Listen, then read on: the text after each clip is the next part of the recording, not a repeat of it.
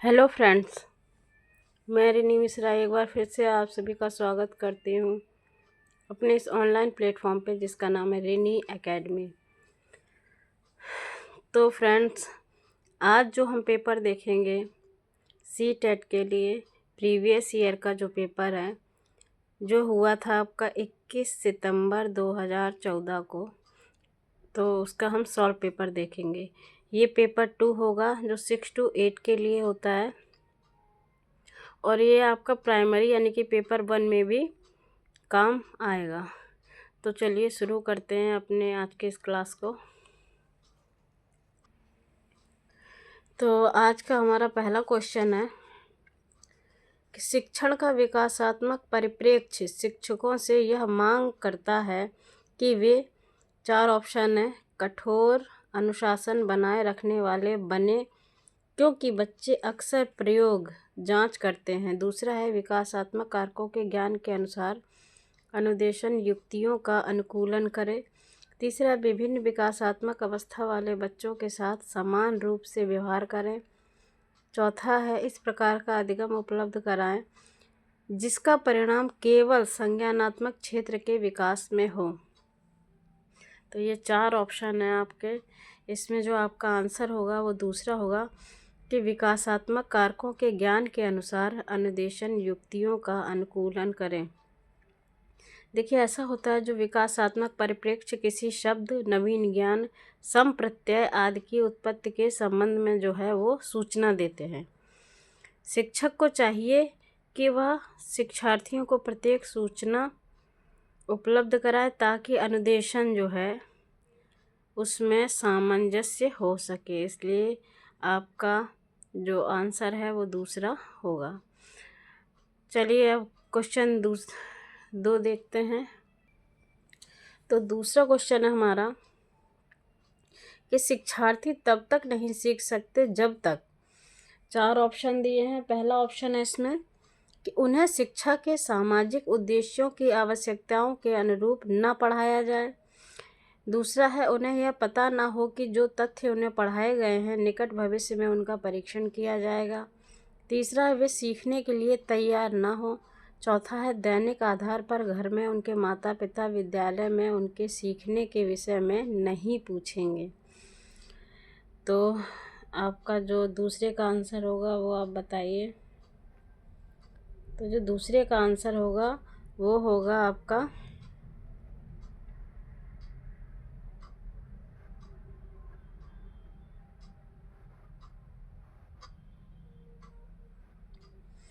तीसरा कि वे सीखने के लिए तैयार ना हो। देखिए, यह विकल्प जो है ये आपका तीसरा, ये सीखने के जो सिद्धांत हैं वो थॉर्नडाइक द्वारा जो दिए गए हैं उस पर आधारित है। ये कि थॉर्नडाइक के सीखने के मुख्य नियम जो है वो तत्परता का नियम जो है वो उससे संबंधित है। जब व्यक्ति किसी कार्य को करने के लिए तत्पर रहता है और उसे वह कार्य करने के लिए दिया जाता है तो इससे उस व्यक्ति को संतोष मिलता है, यानी कि सेटिस्फैक्शन मिलता है। जब व्यक्ति किसी कार्य को करने के लिए तत्पर रहता है और उसे वह कार्य करने को दिया जाता है तो इससे उसमें खीज उत्पन्न होती है। ठीक है। और जब व्यक्ति किसी कार्य को करने के लिए तत्पर नहीं रहता और उसे वह कार्य नहीं करने के लिए बाध्य किया जाता है तो इससे भी उसमें खीज उत्पन्न होती है। इसलिए ये है कि वे सीखने के लिए तैयार ना हो। तो आंसर आपका तीसरा होगा। चलिए क्वेश्चन 3 देखते हैं। सामाजिक अधिगम का सिद्धांत निम्नलिखित में से किस घटक पर बल देता है? 4 ऑप्शन है आपके। पहला प्रकृति, दूसरा पोषण, तीसरा अनुकूलन, चौथा पाठ संशोधन। तो आंसर जो है आपका वो हो जाएगा दूसरा पोषण। देखिए, वातावरण में वयस्क जैसे व्यवहार करते हैं, बालक या अन्य व्यक्ति उसका अनुकरण कर उसे आत्मसात कर लेते हैं और सामाजिक अधिगम करते हैं।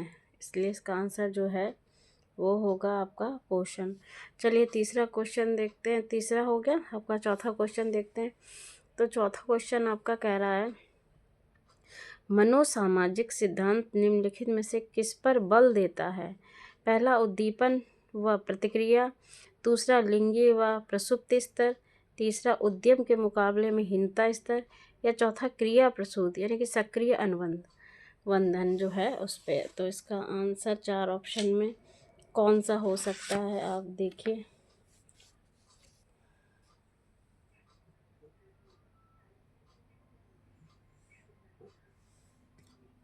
तो इसका आंसर जो है वो आपका हो जाएगा तीसरा, यानी कि उद्यम के मुकाबले में हीनता स्तर।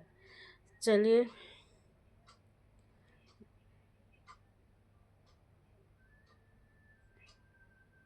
चौथा देख रहे थे ना हम अभी क्वेश्चन। तो चौथा आपका जो है,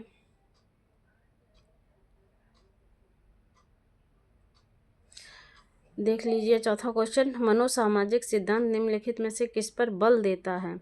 उद्दीपन पर प्रतिक्रिया, लिंगीय व प्रसूति स्तर, उद्यम के मुकाबले में हीनता स्तर, या कृषि प्रसूत स्तर। तो चौथे का होगा, इसका आपका हो चुका है ना। हाँ, चौथे का जो है वो आपका हो जाएगा तीसरा, उद्यम के मुकाबले में हीनता स्तर। ठीक, पांचवा क्वेश्चन देखते हैं। तो पांचवा हमारा क्वेश्चन जो है वो कह रहा है कि यह तथ्य कि बच्चों को सांस्कृतिक रूप से प्रासंगिक ज्ञान की आवश्यकता होती है निम्नलिखित में से किस व्यक्ति से संबंधित है? पहला चार्ल्स डार्विन, दूसरा बीएफ स्किनर, तीसरा यूरी ब्रॉनफेनबर्नर, चौथा लेव वाइगोत्स्की। ये रिपीटेड क्वेश्चन है, पिछले जो मैंने आपको पेपर कराए हैं उसमें भी ये क्वेश्चन आया है, आप एक बार देख लीजिएगा। तो पाँचवें का जो आंसर है वो हो जाएगा आपका लेव वाइगोत्स्की। देखिए, लेव वाइगोत्स्की ने इस तथ्य पर बल दिया कि बच्चों पर इस बात का अधिक प्रभाव पड़ता है कि क्या संस्कृति से उन्हें संगत सूचनाएं तथा निर्देश प्राप्त हो रहे हैं या नहीं। ठीक है, चलिए छठवां क्वेश्चन देख लेते हैं।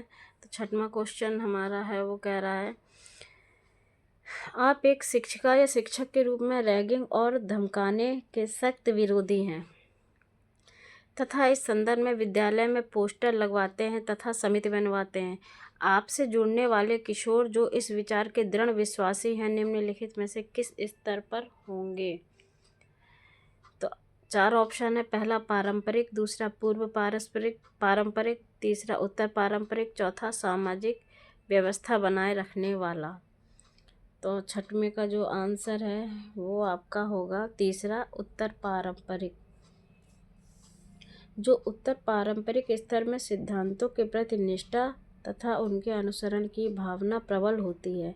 इस स्तर पर उचित अनुचित का निर्णय नैतिक सिद्धांतों के आधार पर होता है जो तार्किक, व्यापक, सार्वभौमिक तथा एक रूपता से युक्त होते हैं। तो उस हिसाब से आपका उत्तर पारंपरिक जो है वो आंसर सही होगा। सातवां जो है वो सातवां क्वेश्चन देखिए। सातवां क्वेश्चन कह रहा है कि प्रगतिशील शिक्षा निम्नलिखित में से किस कथन से संबंधित है? पहला ऑप्शन है, शिक्षक सूचना और प्राधिकार से प्रवर्तक होते हैं, दूसरा है ज्ञान प्रत्यक्ष अनुभव और सहयोग से उत्पन्न होता है, तीसरा अधिगम तथ्यों के एकत्रीकरण और कौशल में प्रवीणता के साथ सीधे मार्ग पर चलता है, चौथा है परीक्षा मानदंड संदर्भित और वाय हैं। तो आप इसमें देखिए कि कौन सा सही होगा सातवें नंबर का। तो सातवें नंबर का जो है आंसर वो दूसरा सही होगा, दूसरा ऑप्शन, ज्ञान प्रत्यक्ष अनुभव और सहयोग से उत्पन्न होता है। देखिए, प्रगतिशील शिक्षा जिसे हम प्रोग्रेसिव एजुकेशन के नाम से जानते हैं, बाल केंद्रित शिक्षा है जिसमें बालक प्रत्यक्ष अनुभव अर्थात स्वयं करके जो है वो सीखता है। स्वयं करके ही बच्चा अधिक से अधिक सीख सकता है। तो प्रगतिशील शिक्षा का उद्देश्य बालक का सामाजिक विकास करना है ताकि उनमें लोकतांत्रिक भावना का जो है वो विकास हो सके। तो अब आठवां क्वेश्चन देखते हैं। आठवां क्वेश्चन हमारा कह रहा है कि बहुबुद्धि के सिद्धांत के संदर्भ में एयरफोर्स पायलट बनने के लिए निम्नलिखित में से कौन सी बुद्धि की आवश्यकता है? जो बहुबुद्धि का सिद्धांत है वो आपको पता है वो गार्डनर ने दिया है, तो कभी कभी इसके प्रतिपादक भी पूछ देते हैं। तो आपके 4 ऑप्शन है अंतःवैयक्तिक, दूसरा है भाषिक, तीसरा है गतिक, चौथा है अंतर्वैयक्तिक।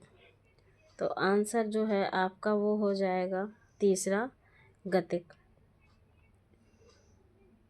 देखिए, जो गतिक बुद्धि होने से व्यक्ति में अपनी शारीरिक गति पे नियंत्रण रखने की क्षमता तथा वस्तुओं को सावधानीपूर्वक एवं प्रवीण ढंग से घुमाने तथा उपयोग करने की क्षमता सम्मिलित होती है। तो उस हिसाब से इसका आंसर गतिक होगा। अब 9वां क्वेश्चन देख लेते हैं। 9वां क्वेश्चन कह रहा है कि बुद्धि की स्पीयरमैन परिभाषा में कारक जी है। पहला आनुवांशिक बुद्धि, दूसरा उत्पादक बुद्धि, तीसरा सामान्य बुद्धि या चौथा वैश्विक बुद्धि। तो 4 ऑप्शन हैं, उसमें जो आपका आंसर होगा वो होगा आपका तीसरा, सामान्य बुद्धि। देखिए, स्पीयरमैन के अनुसार जी कारक सभी व्यक्तियों में भिन्न भिन्न मात्रा में होता है। जी कारक जितना अधिक होगा, व्यक्ति उतना ही मानसिक कार्यों को करने में जो है वो प्रवीण होगा। तो इस वजह से सामान्य बुद्धि इसका आंसर होगा। ठीक है, जी मतलब जनरल कैपेसिटी जो होती है उससे संबंधित है। 10वां क्वेश्चन चलिए, इसमें दिया है कि छिपी हुई वस्तुएं ढूंढ निकालना इस बात का संकेत है कि शिशु निम्नलिखित में से किस संज्ञानात्मक कार्य में दक्षता प्राप्त करने लगा है। 4 ऑप्शन में पहला है साभिप्राय व्यवहार, दूसरा है वस्तु स्थायित्व, तीसरा है समस्या समाधान, चौथा है प्रयोग करना। तो 4 ऑप्शन में जो आपका सही आंसर होगा वो हो जाएगा दूसरा, वस्तु स्थायित्व। तो वस्तु स्थायित्व जो है उससे शिशु का चिंतन अधिक वास्तविक हो जाता है और अब शिशु यह सोच सकता है इस अवस्था में कि जब वस्तुएं उसके सामने नहीं भी होती हैं तो उनका अस्तित्व क्या बना रहता है। इसलिए वस्तु स्थायित्व इसका आंसर होगा। अगला क्वेश्चन है 11 नंबर। 11 नंबर क्वेश्चन कह रहा है कि निम्नलिखित में से कौन सा समाज में लिंग समानता का मानदंड हो सकता है। तो पहला ऑप्शन है विद्यालय में पुरुष और महिला शिक्षकों की संख्या की तुलना, दूसरा कक्षा 12 में लड़कों और लड़कियों द्वारा समान संख्या में प्राप्त विशिष्ट योग्यता, तीसरा है कक्षा 12 तक पहुंचने वाले लड़कों और लड़कियों की संख्या की तुलना, या फिर चौथा है क्या छात्राओं को विद्यालय से बाहर आयोजित प्रतियोगिताओं में भाग लेने की अनुमति दी जाती है। तो 4 ऑप्शन में जो आपका 11 नंबर है ये क्वेश्चन, इसका आंसर जो है वो आपका तीसरा हो जाएगा, कक्षा 12 तक पहुंचने वाले लड़कों और लड़कियों की संख्या की तुलना। ठीक, अब 12 नंबर क्वेश्चन देखते हैं। तो 12 नंबर क्वेश्चन कह रहा है कि व्यक्तिक अंतरों का ज्ञान शिक्षकों की मदद किसमें करता है। पहला ऑप्शन है पिछड़े शिक्षार्थियों के साथ कठोर परिश्रम करने की निरर्थकता को समझने में, क्योंकि वे बाकी कक्षा के समान कभी नहीं हो सकते, या फिर दूसरा व्यक्तिक अंतरों को शिक्षार्थियों की असफलता की स्वीकृति एवं उत्तरदायी ठहराने में, तीसरा है सभी शिक्षार्थियों को समान रूप से लाभ पहुंचाने के लिए अपनी प्रस्तुति शैली को एक रूप बनाने में, या फिर चौथा है सभी शिक्षार्थियों की व्यक्तिगत आवश्यकताओं का आकलन करने और उनके अनुरूप उन्हें पढ़ाने में।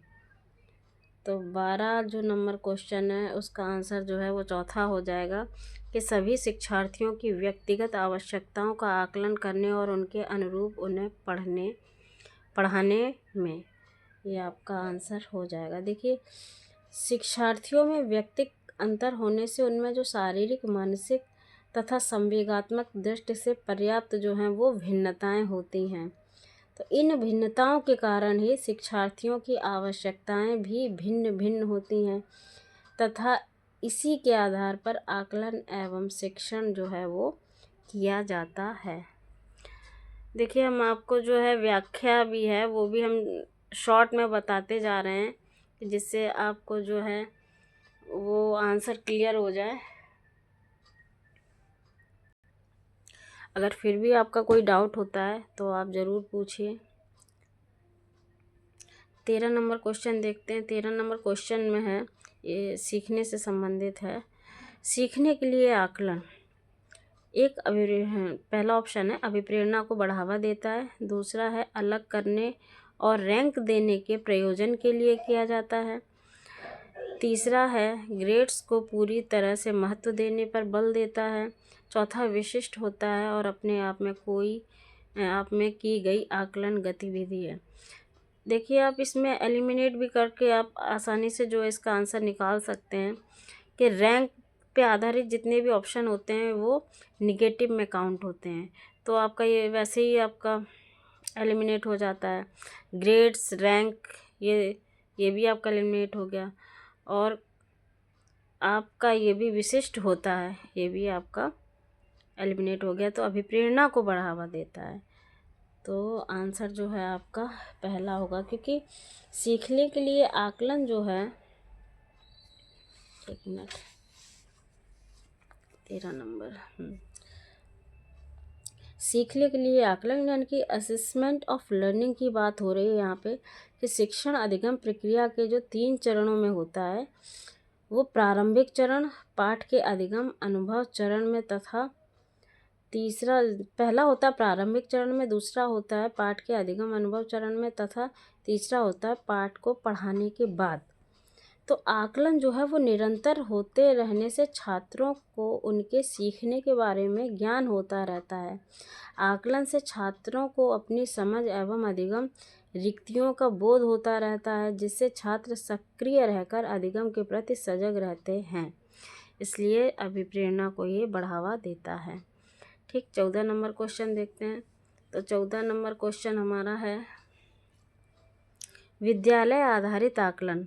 पहला ऑप्शन है परिणामों की अपेक्षा परीक्षा तकनीकों पर केंद्रित है। दूसरा है क्या आकलित किया जाएगा इस पर शिक्षार्थियों को कम नियंत्रण प्रदान करता है। तीसरा है रचनात्मक प्रतिपुष्टि उपलब्ध कराते हुए सीखने में संवर्धन करता है। चौथा, परीक्षा के लिए शिक्षण को बढ़ावा देता है क्योंकि उसमें निरंतर परीक्षण होता है। तो 14 का आंसर जो है वो थर्ड ऑप्शन है कि रचनात्मक प्रतिपुष्टि उपलब्ध कराते हुए सीखने से संवर्धन करता है। अगला क्वेश्चन देखते हैं। 15 नंबर क्वेश्चन कह रहा है कक्षा में शिक्षार्थियों से कहा गया कि वे अपने समाज के लिए क्या कर सकते हैं। इसे दर्शाने के लिए एक नोटबुक में अपने कार्य की विविध शिल्प कृतियों को संयोजित करें। यह किस प्रकार की गतिविधि है। 4 ऑप्शन में पहला है निबंधात्मक आकलन, दूसरा है घटनावृत्त अभिलेख, तीसरा है समस्या समाधान आकलन, चौथा है पोर्टफोलियो आकलन। तो देखिए आंसर जो है आपका वो चौथा हो जाएगा, पोर्टफोलियो आकलन। देखिए जो पोर्टफोलियो होता है वो प्रत्येक छात्र का एक फोल्डर होता है। जितने छात्र होंगे उनका अलग अलग हर प्रत्येक बच्चे का जो है वो फोल्डर होता है, जिसमें छात्र द्वारा दी गई महत्वपूर्ण गतिविधियों के प्रमाण को साक्ष्य के रूप में जो है वो रखा जाता है। इसलिए पोर्टफोलियो आकलन इसका आंसर होगा। 16 नंबर देखते हैं। तो 16 नंबर हमारा कह रहा है कि शिक्षार्थियों को सबसे कम प्रतिबंधित विद्यालय वातावरण में रखने के माध्यम से विद्यालय, पहला ऑप्शन है लड़कियों और लाभान्वित वर्गों के लिए शैक्षिक अवसरों को समान करता है। दूसरा, वंचित वर्ग के बच्चों के जीवन को सामान्य करता है जो इन बच्चों के समुदायों और अभिभावकों के साथ विद्यालय के संबंध को बढ़ा रहा है। या फिर तीसरा है विज्ञान मेला और प्रश्नोत्तरी जैसी गतिविधियों में लाभान्वित वर्ग के बच्चों को भागीदार बनाता है। या फिर चौथा है दूसरे बच्चों को संवेदनशील बनाता है कि वे अलाभान्वित बच्चों को दबाए नहीं और उन्हें नीचा ना दिखाएं। तो आंसर जो है वो आपका चौथा ऑप्शन हो जाएगा कि दूसरे बच्चों को संवेदनशील बनाता है कि वे अलाभान्वित बच्चों को दबाएं नहीं और उन्हें नीचा ना दिखाएं। ठीक है, 17 नंबर क्वेश्चन देखते हैं। तो 17 नंबर क्वेश्चन है एकाग्रता समय के साथ मेल बैठाने के लिए एक दत्त कार्य को पूरा करने के लिए आवंटित समय को घटाना और चरणबद्ध तरीके से इस एकाग्रता समय को बढ़ाना निम्नलिखित में से किस प्रकार के विकार से निपटने के लिए सर्वाधिक उपयुक्त है। तो देखिए 4 ऑप्शन है। पहला है अशांतकारी व्यवहार संबंधी विकार, दूसरा है डिस्फेसिया, तीसरा संवेदी एकीकरण विकार, चौथा एकाग्रता ह्रास अतिक्रियाशील विकार। तो आंसर जो है वो आपका चौथा हो जाएगा कि एकाग्रता ह्रास अतिक्रियाशील विकार। देखिए एकाग्रता ह्रास अतिक्रियाशील विकार वाले बालकों में अक्सर जो है कुछ समस्याएं देखने को मिलती हैं, जिसमें पहली समस्या है वो है ध्यान केंद्रिता में कमी और दूसरी है निर्देशों का पालन न कर पाना, तीसरा है व्यवस्थित न रहना तथा गृह कार्य पूरा करने में असमर्थता आदि। तो आपका आंसर जो है वो चौथा हो जाएगा। 18वां नंबर देखते हैं। 18 नंबर हमारा कह रहा है कि निम्नलिखित में से कौन सा उपागम अशांतकारी व्यवहार संबंधी विकार वाले बच्चों के साथ व्यवहार करने हेतु बच्चे को उसके आसपास के लोगों और सामाजिक संस्थाओं के साथ अंतःक्रिया करने का सुझाव देता है। पहला ऑप्शन है मनोगत्यात्मक, दूसरा है पर्यावरणीय, तीसरा है जीव वैज्ञानिक, चौथा है व्यवहारवादी। तो आपका आंसर जो है वो दूसरा हो जाएगा पर्यावरणीय। कि पर्यावरणीय उपागम है वो अशांतकारी व्यवहार संबंधी विकार वाले बच्चों के साथ व्यवहार करने हेतु बच्चे को उसके आसपास के लोगों और सामाजिक संस्थाओं के साथ जो है वो अंतःक्रिया करने का जो है वो सुझाव देते हैं। इसलिए आपका जो आंसर है वो दूसरा ऑप्शन हो जाएगा। अब 19 नंबर क्वेश्चन देखते हैं। तो 19 नंबर क्वेश्चन हमारा कह रहा है कि रेंजुली प्रतिभाशाली की अपनी डैश परिभाषा के लिए जाने जाते हैं। पहला है 4 पंक्तिय टीयर, दूसरा है 4 स्तरीय, तीसरा है त्रिवृत्तीय, चौथा है त्रिमुखीय। तो आंसर जो है वो आपका तीसरा हो जाएगा त्रिवृत्तीय। ठीक है, जिसमें देखिए इस तरीके के होते हैं, तीन व्रत होते हैं। तो तीनों व्रत इस तरीके से काम करते हैं। मैं आपको यहाँ समझा दे रही हूँ छोटा सा ये। ठीक है, ये जो है वो उच्च बुद्धि होती है, ये जो है वो आपका उच्च अभिप्रेरणा होती है, और ये जो ब्लैक हमने किया है जो तीनों को मिक्स कर रहा है ये प्रतिभाशाली बच्चा होता है, और ये जो है वो उच्च सृजनात्मकता होती है। उसी के आधार पे आपका जो आंसर है वो तीव्रती होगा। इस प्रकार का क्वेश्चन आपके पिछले पेपर में भी पूछा गया है, पर बस यही है कि उसमें थोड़ा सा घुमा के पूछा गया है। ये भी रिपीटेड क्वेश्चन में ही है।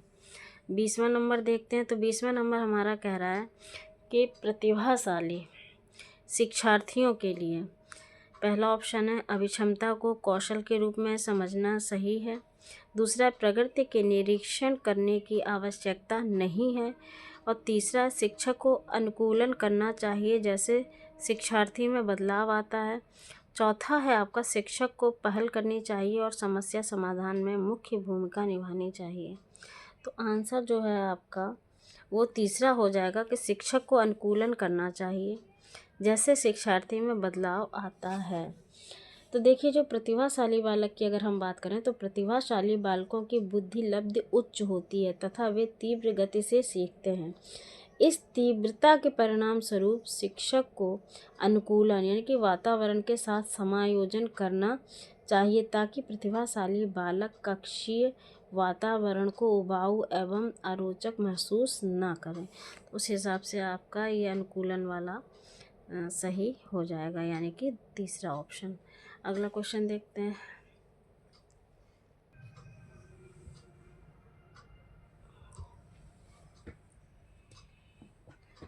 तो 21 नंबर क्वेश्चन देखते हैं। तो 21 नंबर क्वेश्चन जो हमारा वो कह रहा है अधिगम निर्योग्यता वाले बच्चों की प्रकृति का निरीक्षण करने के लिए निम्नलिखित में से कौन सी पद्धति सबसे उपयुक्त है। पहला है आपका ऑप्शन व्यक्ति यानी ये केस अध्ययन केस स्टडी की बात हो रही है यहाँ पे।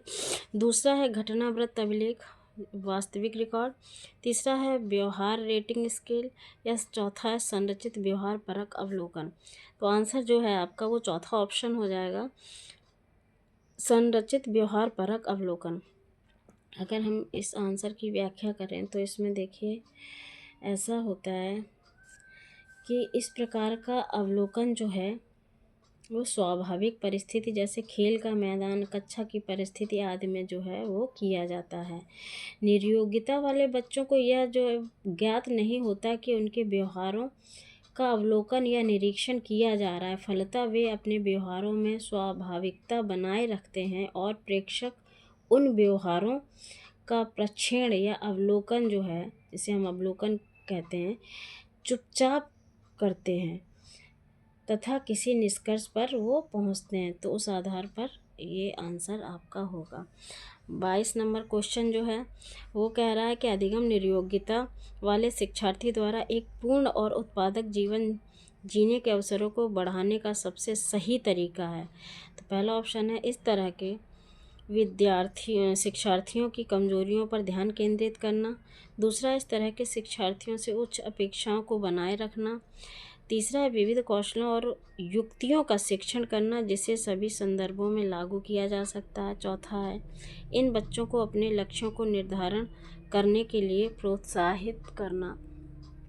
तो आंसर जो है आपका वो तीसरा ऑप्शन हो जाएगा कि विविध कौशलों और युक्तियों का शिक्षण करना जिसे सभी संदर्भों में जो है वो लागू किया जा सके।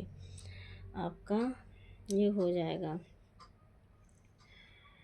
23rd नंबर क्वेश्चन देखते हैं जिसमें ये वाइगोत्स्की से संबंधित है कि वाइगोत्स्की के सामाजिक सांस्कृतिक सिद्धांत के अनुसार पहला ऑप्शन है संस्कृति और भाषा विकास में महत्वपूर्ण भूमिका निभाते हैं, या फिर दूसरा है बच्चे अलग क्षेत्र में चिंतन करते हैं और वे पूर्ण परिप्रेक्ष्य नहीं लेते, या फिर तीसरा है यदि निम्न आयु पर अमूर्त सामग्री को प्रस्तुत किया जाए तो बच्चे अमूर्त तरीके से चिंतन करते हैं, या फिर चौथा है स्वतः निर्देशित वाक सहयोग का निम्नतम स्तर है।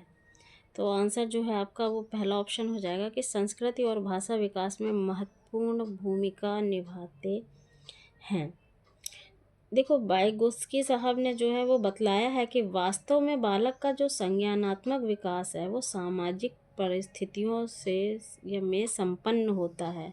भाषा का प्रयोग केवल सामाजिक संचार यानी कि सोशल कम्युनिकेशन के लिए ही नहीं होता, बल्कि इसका उपयोग जो है वो व्यवहार को नियोजित तथा निर्देशित करने के लिए भी किया जाता है। 24 नंबर क्वेश्चन देखते हैं। व्याख्या, अनुमान और अथवा नियंत्रण प्रकल्पना डैश के लक्ष्य हैं। पहला ऑप्शन है पारंपरिक तर्कना, दूसरा है आगमनात्मक तर्कना, तीसरा है निगमनात्मक तर्कना, चौथा है वैज्ञानिक पद्धति। आंसर जो है आपका वो चौथा हो गया, वैज्ञानिक पद्धति। अब 25 नंबर क्वेश्चन देखते हैं। तो 25 नंबर क्वेश्चन जो है वो कह रहा है कि कक्षा 8-7 का शिक्षार्थी गणित में त्रुटियां करता है, एक शिक्षक के रूप में आप, पहला ऑप्शन है शिक्षार्थी को सही उत्तर उपलब्ध कराएंगे। नहीं, ये तो देखिए पहली एलिमिनेट हो गया। आप पढ़ते भी जाइए ऐसे ही आपके तुरंत आंसर निकल जाएंगे और आपका समय भी कम लगेगा इसमें। शिक्षार्थी को कैलकुलेटर का प्रयोग करने की अनुमति देंगे, तो देखिए ऐसा भी नहीं होता, ये भी निगेटिव में है, ये भी निगेटिव में है। तीसरा ऑप्शन है कि शिक्षार्थी से कहेंगे कि वह विकल्पात्मक पद्धति का प्रयोग करें अथवा स्वयं त्रुटि का पता लगाने के लिए उसे दोबारा करें, ये सही लग रहा है। शिक्षार्थियों को दिखाएं कि त्रुटि कहाँ थी और शिक्षार्थी को उसे दोबारा करने के लिए कहेंगे। तो जो आपका इसमें आंसर है वो आपका तीसरा हो जाएगा कि शिक्षार्थी से कहेंगे कि वह विकल्पात्मक पद्धति का प्रयोग करे अथवा स्वयं त्रुटि का पता लगाने के लिए उसे दोबारा करे। 25 नंबर का जो है वो तीसरा आपका ऑप्शन हो जाएगा। देखिए विकल्पात्मक जो है वो पद्धति, अगर हम कहें 25 नंबर की बात हो रही है यहाँ पे, ये ऐसी पद्धति है जिसके द्वारा गणित की त्रुटियों को सरलता से दूर करके शिक्षार्थी को गणित संबंधी कौशल सिखाया जाता है। तो इसलिए आपका आंसर तीसरा सही है। चलिए 26 नंबर क्वेश्चन देखते हैं। तो 26 नंबर क्वेश्चन जो है वो कह रहा है कि संवेगात्मक बुद्धि बहुबुद्धि सिद्धांत के किस क्षेत्र के साथ संबंधित हो सकती है। पहला ऑप्शन है आपका अंतर्वैयक्तिक, दूसरा है प्राकृतिक बुद्धि, तीसरा है चाक्षुष स्थानिक बुद्धि या चौथा है अस्तित्वपरक बुद्धि। तो 26 का जो आंसर है वो आपका पहला हो जाएगा अंतर्वैयक्तिक। तो देखिए इस क्वेश्चन का अगर हम आपको बताएं तो संवेगात्मक बुद्धि में विभिन्न संवेगों की उत्पत्ति तथा उनकी विकास प्रक्रिया सम्मिलित है। इन संवेगों के आधार पर संवेगात्मक व्यवहार का जो है वो निर्धारण किया जाता है। ठीक है, तो अंतर्वैयक्तिक होगा इसमें। 27 नंबर क्वेश्चन देखते हैं। तो 27 नंबर क्वेश्चन कह रहा है कि संवेग के मनोविज्ञान में निम्नलिखित में से किस तथ्य पर सबसे कम ध्यान दिया जा रहा है, या संवेग की बात हो रही है। तो पहला ऑप्शन है संवेग विषयनिष्ठ यानी कि व्यक्तिपरक भावना है और वह अलग अलग व्यक्तियों में अलग अलग होती है। दूसरा है संवेग न केवल व्यक्तिक शिक्षार्थियों में बल्कि पूरी कक्षा में भी उत्पन्न होते हैं। तीसरा है संवेग उत्तेजना और संज्ञानात्मक व्याख्या के जटिल पैटर्न होते हैं। चौथा है संवेगात्मक प्रक्रिया में शारीरिक के साथ साथ मनोवैज्ञानिक प्रतिक्रियाएं शामिल होती हैं। तो आंसर जो है आपका वो दूसरा हो जाएगा कि संवेग न केवल व्यक्तिक शिक्षार्थियों में बल्कि पूरी कक्षा में उत्पन्न होते हैं। ठीक है, अब अगला क्वेश्चन देखते हैं। तो देखिए 28 नंबर क्वेश्चन है कि राजेश गणित की समस्या को हल करने के लिए पूरी तरह से संघर्ष कर रहा है। उसका आंतरिक बल जो उसे उस समस्या को पूरी तरह से हल करने के लिए विवश करता है डैश के रूप में जाना जाता है। पहला है आपका ऑप्शन प्रेरक, दूसरा है व्यक्तित्व विशेषक, तीसरा संवेग, चौथा है प्रत्यक्षण। तो आंसर जो है आपका पहला हो जाएगा। देखिए जो हमारा मोटिव है यानी कि प्रेरक है, ऐसा बल है जो व्यक्ति के भीतर उत्पन्न होता है, यहाँ मोटिव की बात की जा रही है, और जो व्यक्ति को लक्ष्य की ओर है वो निर्देशित करता है। तो इसलिए हमारा प्रेरक होगा, यहाँ मोटिव की बात हो रही है। ठीक है, अब 29 नंबर क्वेश्चन देखते हैं। अभिप्रेरणा चक्र के संदर्भ में निम्नलिखित में से कौन सा सही क्रम है। पहला उत्तेजना प्रबल प्रेरणा आवश्यकता उपलब्धि लक्ष्य उन्मुखी व्यवहार या उत्तेजना में कमी। और दूसरा ऑप्शन है हमारा वो प्रबल प्रेरणा आवश्यकता उत्तेजना लक्ष्य उन्मुखी व्यवहार या उपलब्धि या उत्तेजना में कमी। तीसरा ऑप्शन है आवश्यकता लक्ष्य उन्मुखी व्यवहार प्रबल प्रेरणा उत्तेजना उपलब्धि उत्तेजना में कमी। चौथा ऑप्शन है आवश्यकता प्रबल प्रेरणा और उत्तेजना लक्ष्य उन्मुखी व्यवहार उपलब्धि उत्तेजना में कमी। तो आपका आंसर जो है वो चौथा हो जाएगा कि आवश्यकता प्रबल प्रेरणा फिर उत्तेजना फिर लक्ष्य उन्मुखी व्यवहार फिर उपलब्धि फिर उत्तेजना में कमी। क्योंकि ये जो अभिप्रेरणा के चक्र के संदर्भ में आवश्यकता प्रबल प्रेरणा जो हमने अभी आपको चौथा ऑप्शन बताया, यही अभिप्रेरणा जो है वो एक विशिष्ट अवस्था होती है जो व्यक्ति को लक्ष्य की ओर निर्देशित करती है। लक्ष्य की प्राप्ति हो जाने पे उत्तेजना अर्थात जो अंतर्नोद में कमी आ जाती है। अगर हमें हमारा लक्ष्य प्राप्त हो जाता है तो स्वाभाविक है कि जो हमारी एग्ज़ाम के पहले मान लीजिए छोटा सा एग्जांपल लीजिए कि हमारा एग्ज़ाम है, उसके पहले जो पढ़ते हैं तो उसमें उत्तेजना रहती है कि हमें ये करना है ऐसे करना है, वो प्रबल रहती है। और उसके बाद जब हमारा कार्य पूरा हो जाता है या एग्ज़ाम हो जाता है तो हम एकदम रिलैक्स मोड में हो जाते हैं, यानी कि जो उत्तेजना होती है उसमें कमी आ जाती है। तो सबसे लास्ट में ये होगा, सबसे पहले आपका आवश्यकता होगा प्रबल प्रेरणा उत्तेजना। तो इस तरीके आप अपना आंसर निकाल सकते हैं। तीसरा क्वेश्चन कह रहा है, ये बेंडोरा से संबंधित है। बेंडोरा के सामाजिक अवलोकन पर आधारित अधिगम सिद्धांत में निम्नलिखित में से कौन सी प्रक्रिया होती है। पहला है स्वचिंतन, दूसरा है प्रतिधारण, तीसरा है पुनरावृत्ति, चौथा है सार को दोहराना। तो आंसर जो है आपका वो दूसरा हो जाएगा प्रतिधारण। तो देखिए, प्रतिधारण जो है वो मन की वह शक्ति है जिसके कारण कोई विचार मन में ठहरता है। सीखे हुए विषय को स्मृति चिन्हों के रूप में धारण करके रखा जाता है। धारण जितना स्थायी होता है, स्मरण उतना ही तीक्ष्ण होता है। तो भाई जैसे हम कोई चीज़ याद कर रहे हैं, बार बार उसको देख रहे हैं, तो वो हमारे दिमाग में जो है वो बैठ जाती है। तो उतनी जल्दी वो हमको, जैसे हम कोई क्वेश्चन देखते हैं, अगर हमने वो बार बार पढ़ा है उसका आंसर, तो हम उसका आंसर तुरंत माइंड में क्लिक होता है। ये इसको हम प्रतिधारण बोलते हैं, इसलिए इसका आंसर जो है वो प्रतिधारण हो जाएगा, है ना। ये सामाजिक अवलोकन पर आधारित प्रक्रिया होती है। तो चलिए, ये आपके थे 30 क्वेश्चन जो हमने आज देखे प्रीवियस ईयर के, जो कि थे आपके 21 सितंबर 2014 का ये पेपर था, जिसे हमने आज सॉल्व किया। अब इसके बाद जो पेपर होगा था उसको हम अगले वीडियो में देखेंगे। अगर ये वीडियो किसी भी प्रकार से आपको हेल्पफुल लगे तो आप वीडियो को लाइक ज़रूर करते रहें, जिससे हमें लगे कि हाँ, मुझे आगे वीडियो बनाना चाहिए। तो आप लाइक करिए, और ये कहीं ना कहीं से आपको हेल्प करेंगे, क्योंकि आपको इससे पेपरों का जो स्तर है कि किस प्रकार से पेपर का जो पैटर्न है उसमें कोई बदलाव आया कि नहीं आया, आप ये देख सकते हैं। पेपर का स्तर दिन प्रतिदिन किस तरीके चेंज हुआ, ये भी इससे आप पता लगा किस तरीके से रिपीटेड क्वेश्चन होते हैं, उसके किस प्रकार से अगर रिपीटेड हैं तो सेम क्वेश्चन ना पूछ करके उसको थोड़ा घुमा के किस प्रकार से पूछा जा रहा है, वही टॉपिक है।